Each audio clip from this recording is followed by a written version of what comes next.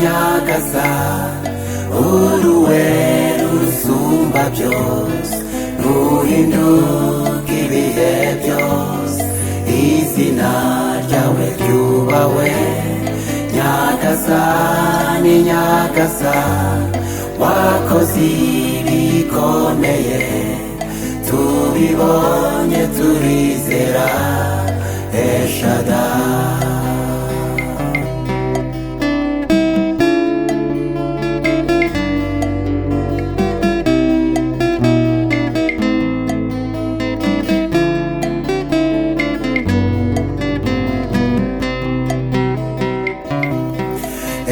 Eshadai, Eshadai, Ekamkana Adonai, wakijisha Bisirayeli, ingabo za Farao, ukorinzira mu mazi.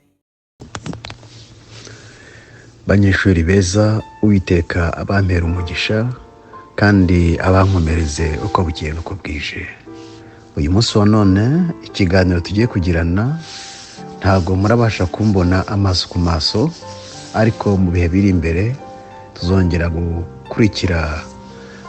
kwinjira mu ishuri ryacu turebana amaso ku maso.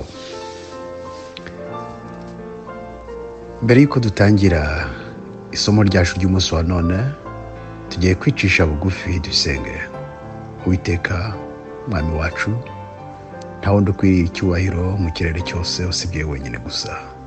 Muri aka kanya keza tugiye kwiga ijambo ryawe, turakuraritse ngo uzubane natwe, utuyobore, utwigishe, uduhugure kandi utubashe kugendera mu nzira zawe, mu izina rya Yesu Kristo, amen. Banyeshuri beza, isomo ry'urufunguzo ry'umunsi wa none turisanga muri Mariko 10:27. Hari amagambo akurikira: Yesu arabitegereza arababwira ati, ibyo ntibishobokera abantu, ariko ku Mana siko biri, kuko byose bishobokera Imana. Yesu arabitegereza arababwira ati, ibyo ntibishobokera abantu, ariko ku Mana siko biri, kuko byose bishobokera Imana. Banyeshuri beza cyane, ikidashobokera umwana w'umuntu, ku Mana ntabwo ariko bimeze. Ku Mana byose birashoboka. Aya ni amagambo meza cyane ahumuriza buri muntu wese, kuko iyo tugeze hahandi imbaraga za muntu zirangirira, niho imbaraga z'Uwiteka zitangirira, kuko Uwiteka akora ibyo umuntu atabasha kwikorera ku giti cye. Ikiganiro cy'uyu munsi umutwe wacyo uragira uti, mu kuneshwa havuyemo kunesha. Mu kuneshwa havuyemo kunesha. Banyeshuri beza, uyu ni wo mutwe w'ikiganiro tugiye kuganirira hamwe uyu munsi wa none. Mu kuneshwa havuyemo kunesha. Abafilisitiya banyaga isanduku y'Uwiteka mu ntambara. Tugiye kurebera hamwe igitekerezo kitwereka ukuntu Abafilisitiya banyaze isanduku y'Abisirayeli mu gihe cy'intambara. Aya magambo turasanga mu rwa mbere rwa Samweli igice cya 4. Reka dusome. Bukeye Abisirayeli barahaguruka bajya kurwana n'Abafilisitiya, bagandika ahateganye na Ebenezer. Abafilisitiya nabo bagandika Afeka. Abafilisitiya batangira urugamba kurwanya Abisirayeli. Bagisakirana, Abisirayeli baneshwa n'Abafilisitiya. Muri iyo ntambara bica abagabo nk'ibihumbi 4 mu rugamba rw'ingabo z'Abisirayeli. Nuko ingabo zigeze mu rugerero, abakuru ba Isirayeli barabazanya bati, ni iki gitumye Uwiteka tureka tukaneshwa uyu munsi imbere y'Abafilisitiya? Nimuze tujye kwenda isanduku y'isezerano y'Uwiteka, tuyikure i Shilo tuyizane aha, kugira ngo nigera muri twe idukize amaboko y'ababisha bacu. Maze abantu batuma i Shilo, bavanayo isanduku y'isezerano y'Uwiteka Nyiringabo, wicara hagati y'abakerubi. Kandi abahungu bombi ba Eli, Hofuni na Finehasi, bari aho bari kumwe n'isanduku y'isezerano ry'Imana. Isanduku y'isezerano y'Uwiteka igeze mu rugerero, Abisirayeli bose bavugira hejuru n'ijwi rirenga, isi irarangira. Abafilisitiya bumvise urusaku rw'amajwi yabo, barabaza bati, urwo rusaku rw'amajwi arenga ruturutse mu rugerero rw'Abaheburayo ni urw'iki? Hanyuma bamenya ko ari isanduku y'Uwiteka isesekaye mu rugerero rwabo. Nuko Abafilisitiya baratinya, kuko batekereje ko Imana igeze mu rugerero rwabo.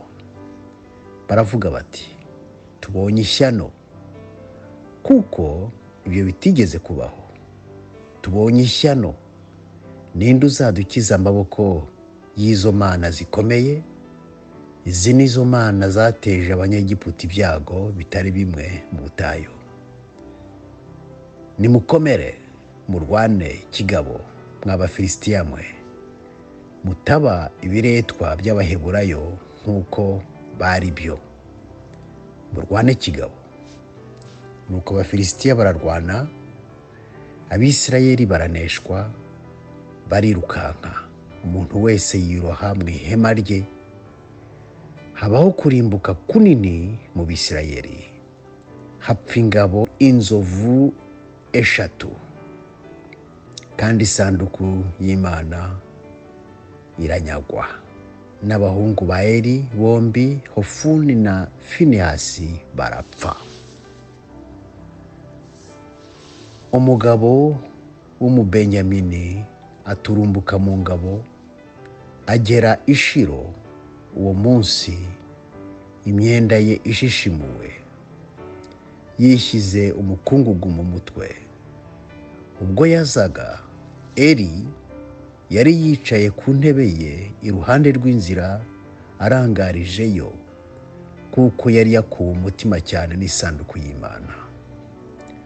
Nuko uwo mugabo ageze mu mudugudu avuga amacumu, abo mu mudugudu bose bahinduka imiborogo. Eli yumvise ijwi ry'umuborogo, arabaza ati, iyo midugararo ni y'iki? Uwo muntu aza yihuta abibwira Eli. Kandi Eli yari amaze imyaka 98, amaso ye yari ahumye atakibona. Nuko uwo muntu abwira Eli ati, ninjye wavuye mu ngabo uyu munsi, nza ikubagaho mvuye mu ntambara. Aramubaza ati, byagenze bite mwana wanjye? Uwo muvuzi w'amacumu aramusubiza ati, Abisirayeli bahunze Abafilisitiya, habayeho kurimbuka kw'abantu benshi. Abahungu bawe bombi, Hofuni na Finehasi, bapfuye, kandi isanduku y'Imana yanyazwe. Amaze kuvuga iby'isanduku y'Imana, Eli ahanuka ku ntebe ye, agwa ingazi ku gikingi cy'irembo, akuba ijosi arapfa, kuko yari umusaza kandi yiremereye. yari amaze imyaka 40 ari umucamanza w'Abisirayeli. Umukazana we muka Finehasi yari atwite inda nkuru yenda kubyara. Nuko yumvise izo nkuru yuko isanduku y'Imana yanyazwe, kandi ko sebukwe n'umugabo we bapfuye, arapfukama arabyara kuko ibise byamutunguye.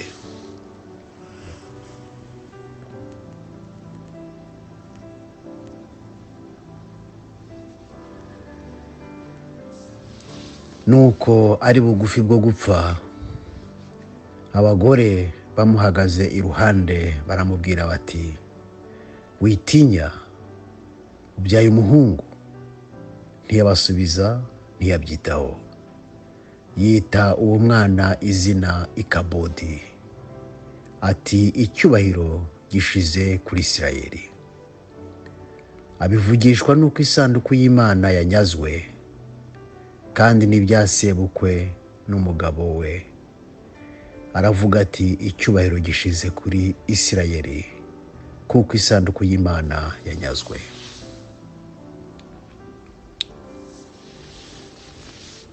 Urwa mbere rwa Samweli 5 hagiye kutubwira ukuntu byagenze isanduku y'Uwiteka imaze kugera mu maboko y'Abafilisitiya. Urwa mbere rwa Samweli hagiye kutubwira, urwa mbere rwa Samweli 5 hagiye kutubwira ukuntu byagenze Abisirayeli bamaze kuneshwa. Nshuti bavandimwe, mu kuneshwa havuyemo kunesha. Nibyo tugiye kureba muri aka kanya ku gice cya 5. Abafilisitiya bari banyeze isanduku y'Imana, bayikura Ebenezeri bayijyana Ashidodi. Isanduku y'Imana igezeyo, Abafilisitiya barayenda bayijyana mu nzu ya Dagoni. Dagoni cyari ikigirwamana cy'Abafilisitiya. Bayishyira iruhande rwa Dagoni. Maze Abanyashidodi babyutse kare basanga Dagoni yaguye yubamye imbere y'isanduku y'Uwiteka. Barayegura, bayisubiza aho yari iri. Bukeye bwaho babyuka kare basanga Dagoni yaguye yubamye imbere y'isanduku y'Uwiteka, kandi igihanga n'ibiganza bya Dagoni byaguye ukubiri n'umubyimba biri ku muryango, hasigara umubyimba wayo gusa. Nicyo gituma abatambyi ba Dagoni n'uwinjira mu nzu yayo wese batarushya bakandagira ku muryango wa Dagoni muri Ashidodi na bugingo n'ubu. Nuko ukuboko k'Uwiteka kuremerera Abanyashidodi, nabo mu butware bwaho arabarimbura, abateza ibibyimba. Abanyashidodi babonye bibaye bityo baravugana bati, isanduku y'Imana ya Isirayeli ntikagume muri twe, kuko ukuboko kwayo kwaturemereye hamwe n'Imana yacu Dagoni. Niko gutuma ku batware b'Abafilisitiya bose bateranira aho bari barabaza bati, tugire dute isanduku y'Imana ya Isirayeli? Barasubiza bati, nijyanwe i Gati. Nuko bayijyanayo. Ariko bakihagera, Uhoraho yibasira Abanyagati, abateza ibibyimba kuva ku muto kugeza ku mukuru. Umujyi wose ukuka umutima. Maze isanduku y'Imana bayohereza kuri Ekuroni. Abanyekuroni bayirabutswe iza basakuriza icyarimwe bati, bahererekanije isanduku y'Imana ya Isirayeli, none bayitugejejeho ko twicana n'abantu bacu. Nuko nabo bakoranya abategetsi bose b'Abafilisitiya, barababwira bati, nimuvane hano isanduku y'Imana y'Abisirayeli muyisubize iwabo, naho ubundi iratumara twese. Abanyekuroni bose bari bakutse umutima, batinya gupfa, kuko nabo Imana yari yabibasiye bikomeye. Bose bafatwaga n'ibibyimba, benshi bagapfa, nuko gutaka kwabo kugera ku Mana yo mu ijuru.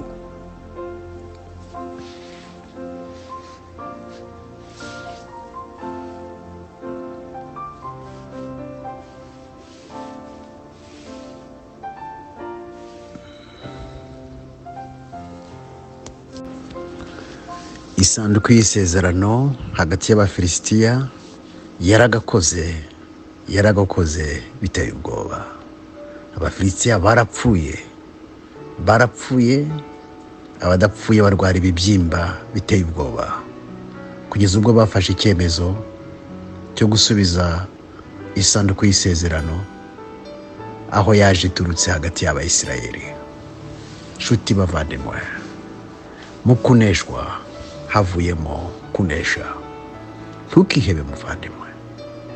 Cyagihe uzabona ibintu byose byazambye, cyagihe uzabona utakibona igisubizo cy'ikibazo, ntabwo ugomba kwiheba, kuko icyo gihe ubugezaho imbaraga za muntu zirangiriye, nibwo imbaraga z'Uwiteka zaba zigiye gutangira gukora.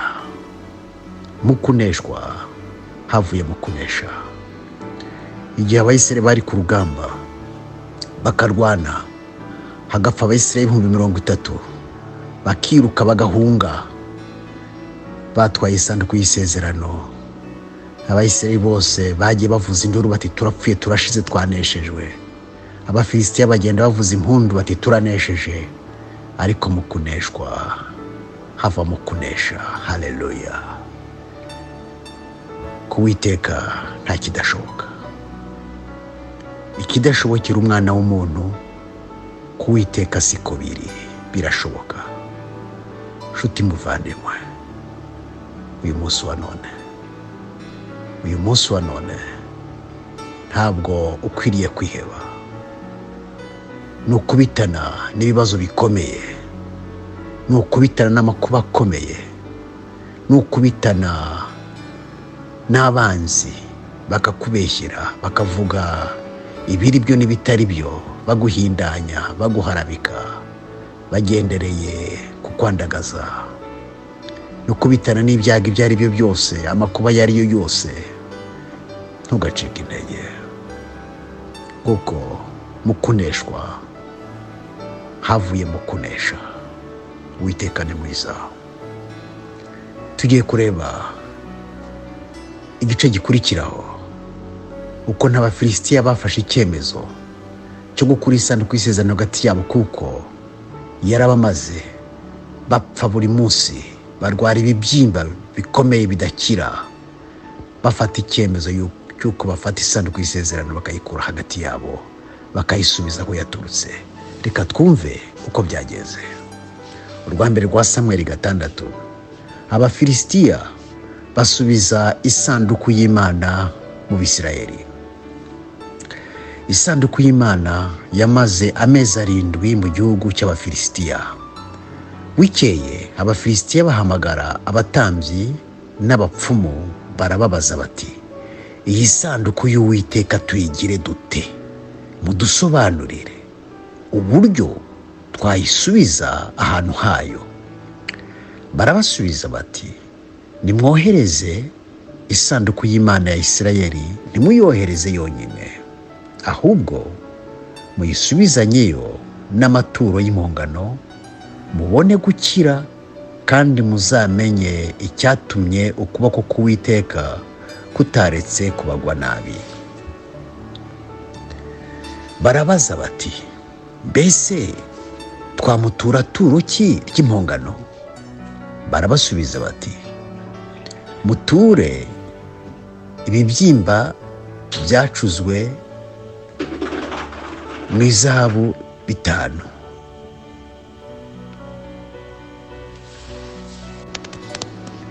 Muture ibibyimba byacuzwe mu izahabu 5. n'imbeba zacuzwe mu izahabu 5 nk'uko umubare w'abatware b'abafilisitiya ungana. Kuko mwebwe mwese n'abatware banyu mwasangiye icyo cyago. Nuko muzicurishirize ibishushanyo by'ibyo bibyimba byanyu n'ibishushanyo by'imbeba zanyu zanduje igihugu, kandi muzubahe Imana y'Abisirayeli. Ahari yabakuraho ukuboko kwayo no ku mana zanyu n'igihugu cyanyu. None se ni iki gituma mwinangira imitima nk'Abanyegiputa na Farawo ubwo bayinangiraga, imaze gukorera muri bo ibitangaza? Mbese ntibarekuye abo bantu bakigendera? Nuko nimwende igare rishya, muryitegurane n'inka 2 z'imbyeyi zitigeze gukurura, muzihambireho igare, muzikureho izazo, muzisubize mu rugo, maze mwende isanduku y'Uwiteka muyigereke ku igare.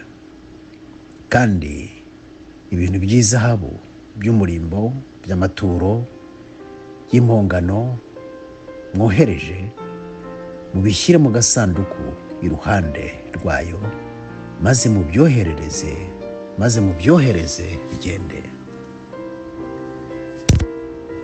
Nuko murebe aho iri bunyure, nisubiza mu rugabano rwayo ikajya i Beti-Shemeshi, tuzamenya ko ari Imana yaduteje iki cyago kingana gitya. Ariko nibitaba bityo, tuzamenya ko atari ukuboko kwayo kwatwishe nabi, tumenye ko ari ibyago byatugwiririye gusa. Nuko babigenza batyo, batoranya inka 2 z'imbyeyi, bazihambiraho igare, izazo bazizirika mu rugo. Baherako bashyira isanduku y'Uwiteka ku igare, bashyiraho n'agasanduku karimo imbeba zicuzwe mu izahabu n'ibishushanyo by'ibibyimba byabo. Nuko izo nka ziboneza inzira y'ibusamo yose ijya i Beti-Shemeshi, zigenda zabira inzira yose, ntizakebakeba iburyo cyangwa ibumoso. Abatware b'Abafilisitiya baraziherekeza, bazigeza mu rugabano rw'i Beti-Shemeshi. Uwo munsi ab'i Beti-Shemeshi basaruraga ingano mu kibaya, bubuye amaso babona isanduku iradutse, bishimira kuyibona.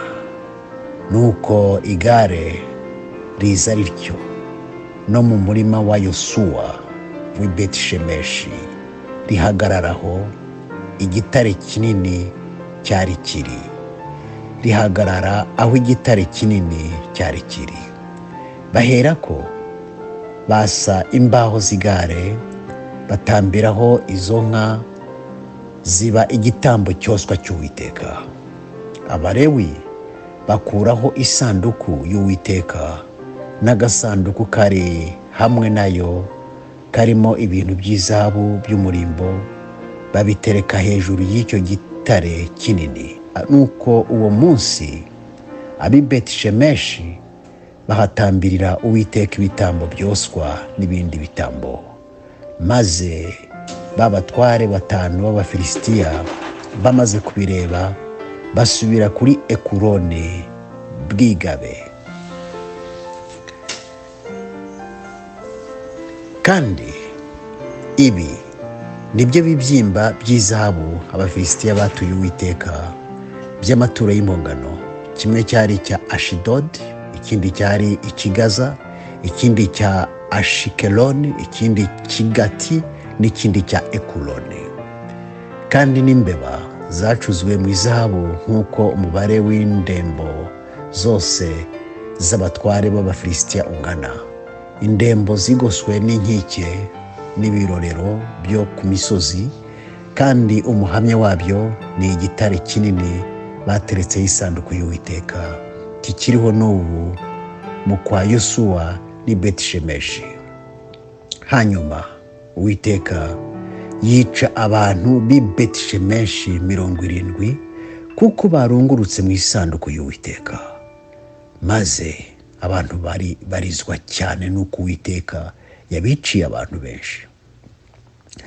Ab'i Betishemeshi baravuga bati, ninde ushobora guhagarara imbere y'Uwiteka? Iyi Mana yera mbese yava muri twe ikajya he? Nuko batuma intumwa ku baturage b'i Kiriyatiyeyarimu bati, Abafilisitiya bagaruye isanduku y'Uwiteka, nimumanuke muyizamure ijya iwanyu. Nshuti bavandimwe, Uwiteka ni mwiza kandi ni mwiza, nta kimunanira.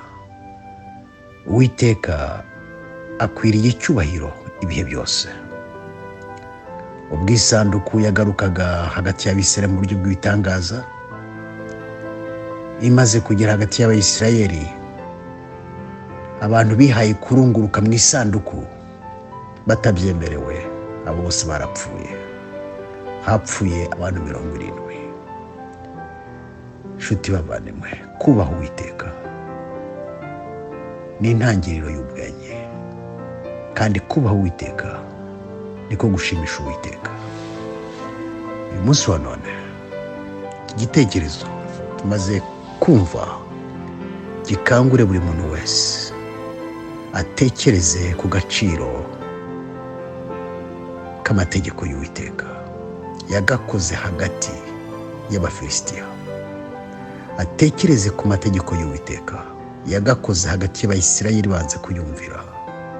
Atekereze ku isanduku y'isezerano abihaye kwirungurukamo batabyemerewe, kuko Uwiteka ntabwo akinishwa. Kumvira nicyo Uwiteka adusaba. Niki cyari mu isanduku y'isezerano cyateye icyorezo cy'ibibyimba mu Bafilisitiya, kigatera Abafilisitiya gupfa mu subirizo? Icyabiteye ni ibisate 2 by'amabuye byari byanditseho amategeko 10 y'Uwiteka. Amategeko 10 y'Uhoraho n'ibigirwamana by'Abafilisitiya ntabwo byashoboraga kubangikana. Niyo mpamvu basanze Dagoni, ikigirwamana cy'Abafilisitiya, cyasandari imbere y'isanduku y'isezerano, cyacikaguritse mu bice. Isanduku y'isezerano yiswe isanduku y'isezerano kubera ko muri yo hari habitswemo isezerano Uhoraho yagiranye n'Abisirayeli, ari ryo kwitondera amategeko 10 y'Uwiteka. Ni isezerano Abisirayeli bagiranye n'Uhoraho, nawe akababera umwami n'umurengezi. Si isezerano ku Bisirayeli gusa, ahubwo no ku batuye isi yose. Mbese witondera amategeko 10 y'Uwiteka? Amategeko yagakoze hagati y'Abafilisitiya, amategeko yagakoze hagati y'Abayisirayeli bakiruka mu gihugu cyabo kubera kutayumvira. Kumvira Uwiteka nicyo Uwiteka yifuriza buri muntu wese. Reka twumve mu buryo burambuye icyo Uwiteka yasezeraniye Abayisirayeli igihe cyose bitondeye amategeko 10 yanditse ku bisate 2 by'amabuye. Ari niyo mpamvu isanduku yari ibitse ibyo bisate yiswe isanduku y'isezerano, kuko ni isanduku yari ibitse isezerano ryabaye hagati y'Abayisirayeli n'Uwiteka. Uwiteka ati, nimwitondera amategeko yanjye. Uwiteka ashyira hagati yabo ati, nanjye nzabakorera ibi. Reka turebe mu buryo burambuye isezerano Uwiteka yagiranye n'Abayisirayeli. Gutegeka kwa 2:28. Nugira umwete wo kumvira Uwiteka Imana yawe n'uwo kwitondera amategeko yayo yose ngutegeka uyu munsi, Uwiteka Imana yawe izagusumbisha amahanga yose yo mu isi. Ubu dutangiye isezerano rikomeye Uwiteka yagiranye n'ubwoko bwa Isirayeli, ari uko nawe witondeye amategeko 10 yanditswe ku bisate 2 by'amabuye. Umurongo wa 2, isezerano rirakomeza, kandi iyi migisha yose izakuzaho ikugereho niwumvira Uwiteka Imana yawe. Uzagirira umugisha mu mudugudu, uzawugirira no mu mirima. Hazagira umugisha imbuto zo mu nda yawe, n'imyaka yo ku butaka bwawe, n'imbuto z'amatungo yawe, kororoka kw'inka zawe n'ukw'imikumbi yawe. Hazagira umugisha igitenge cyawe n'ikibo uvugiramo. Uzagira umugisha mu majya no mu maza. Uwiteka azatuma ababisha bawe baguhagurukiye banesherezwa imbere yawe. Bazaca mu nzira imwe bagusanganiye, baguhunge baciye mu nzira ndwi. Uwiteka azategeka umugisha kuba mu bigega byawe no mu byo ugerageza gukora byose, kandi azaguhera umugisha mu gihugu Uwiteka Imana yawe iguha. Uwiteka azagukomereza kumubera ubwoko bwera nk'uko yakurahiye, niwitondera amategeko y'Uwiteka Imana yawe ukagendera mu nzira ikuyoboye.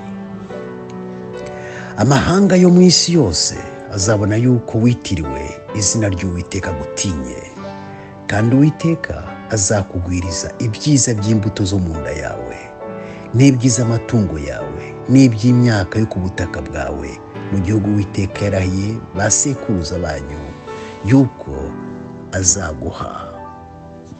Uwiteka azagukingurira ijuru, ububiko bwe bwiza, ngo ajye akuvubira imvura mu bihe byayo. Uzaguriza amahanga menshi, maze ntuzayabuzaho. Uwiteka azaguhindura umutwe, ntazaguhindura umurizo. Uzaba hejuru gusa, ntuzaba hasi, niwumvira amategeko y'Uwiteka Imana yawe ngutegeka uyu munsi ukayitondera. Ntuteshuke iburyo cyangwa ibumoso, ngo uve mu byo ngutegeka uyu munsi byose, uhindukirire izindi mana uzikorere. Ariko nutumvira Uwiteka Imana yawe ngo witondere amategeko yayo y'uburyo bwose ngutegeka uyu munsi, iyi mivumo yose izakuzaho ikugereho. Banyeshuri beza, Uwiteka ni mwiza cyane. Reka tugarukire hano uyu munsi wa none. Ubutaha tuzareba ingaruka zo kutitondera amategeko 10 y'Uwiteka yanditse ku bisate 2 by'amabuye, agashyirwa mu isanduku y'isezerano, ari nayo uyu munsi wa none akiriho dusanga mu ijambo ry'Uwiteka. Uwiteka amaze kwerekana isezerano rikomeye yagiranye n'ubwoko bwa Isirayeli, aburarikira kwitondera amategeko 10, nabwo akabubwira ati nimwitondera amategeko 10 nanjye nzabakorera ibi. Ari byo tumaze kurebera hamwe. Ariko kubera kutanamba ku isezerano, kubera kwica isezerano, ubwoko bwa Isirayeli bwirukanwa mu gihugu cyabo. None n'uyu munsi abantu baravuga ngo imiryango 10 yarabuze. Ibyo byose byaturutse kutitondera isezerano Uwiteka yagiranye n'abasekuruza b'ubwoko bwa Isirayeli. Nshuti bavandimwe, tugomba kwigishwa n'amateka. Ibyabaye ku Isirayeli ni nabyo bigomba kuba ku batuye isi yose. Ayo mategeko 10 ntabwo areba Abayisirayeli gusa, ahubwo areba abatuye isi yose. Duhamagarirwa kwitondera amategeko y'Uwiteka. Yesu Kristo ati, nimunkunda muzitondera amategeko yanjye, nanjye nzabagira ubwoko bwanjye. Iri ni ijambo ry'Uwiteka. Yesu ati, ntago nazanywe no gukuraho amategeko n'ibyahanuwe, ahubwo naje kubisohoza, kugezaho isi n'ijuru bizashirira, amategeko habe n'akadomo kazigera kavaho. Ayo ni amagambo yavuye mu kanwa ka Yesu Kristo. Nshuti bavandimwe, Salomo aratubwira ati intangiriro y'ubwenge ni ugutinya Uwiteka no kubaha Uwiteka. Banyeshuri beza, igitekerezo tumaze kwigira mu munsi wa none kidusigira icyigisho gikomeye mu bugingo bwacu, gitume dufata ibyemezo byo guhindura icyerekezo cy'ubuzima bwacu, duhindure imibereho, maze dutinye Uwiteka, twumwubahe, twitondera amategeko ye, atubashishe kumutunganira, kuko tuzabonamo imigisha yose dusanga mu Gutegeka 28, imigisha yasezeraniye abamukunda. Uwiteka bigushoboze, nanjye abishoboze, mu izina rya Yesu Kristo, amen. Urakoze Data, urakoze Mwami, kubw'amagambo meza tumaze kwigira hamwe muri aka kanya. Utubashishe kuyazirikana kandi dushoboze kugendera mu ijambo ryawe no kwitondera amategeko yawe, kugira ngo tukubere abana, utubere Imana, kugira ngo dusesekaze imigisha yawe, maze natwe Nyagasani utubere Umwami, utubere Umukiza, utubere Umucunguzi iteka ryose, mu izina rya Yesu Kristo, amen.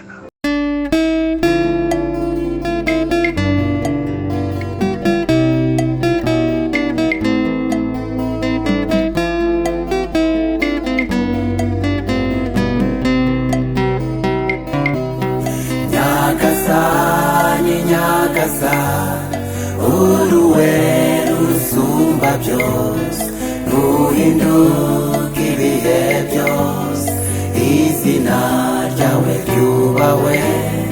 Nyagasani, Nyagasani wakoze ibikomeye, tubibonye turizera Eshadai.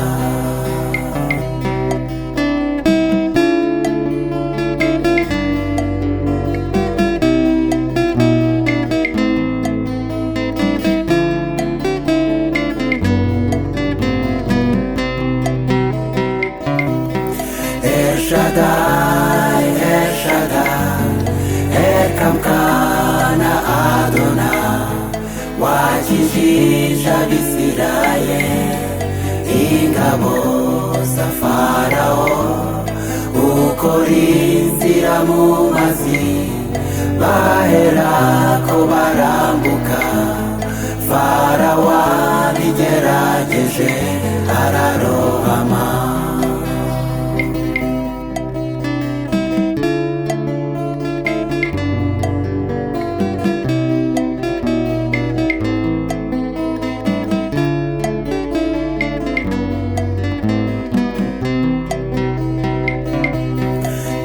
Nyagasani, Nyagasani wiyeretse Aburahamu, yizera adashidikanya kuri Imana ihoraho, none natwe turizeye kuri Imana isumba byose, duteze wagakiza Eshadai.